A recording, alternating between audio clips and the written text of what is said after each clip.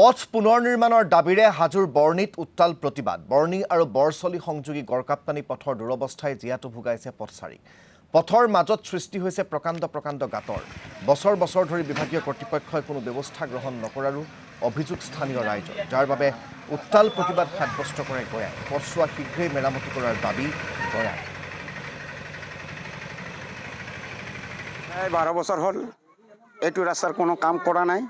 এবাৰ কৰি 3বাৰ বিভাগৰ পৰা আমি চেংচন আনিলোঁ, কিন্তু চেংচনটো কাটি দিয়ে, কাম কৰিবলৈ নিদিয়ে। আজি চাওক কিমান দিন হ'ল, মানুহ কিমান অসুবিধাত পৰিছে। মতা মাইকী মানুহ, বয়সস্থ মানুহবিলাক নমাজ পঢ়িব যায়, কোনোবাই স্কুলত যায়, তাতো কেনেকুৱা অসুবিধাত পৰিছে, পৰি যায়। বৰষুণ দিছে, পানী জমা হৈ যায় আৰু গাঁটাগাঁটি হৈ গৈছে। কোনো ৰাস্তাত যাবলৈ মানে কোনো সুবিধা নাই। ছাইডত কোনো ছাইড বাম নাই, একো নাই।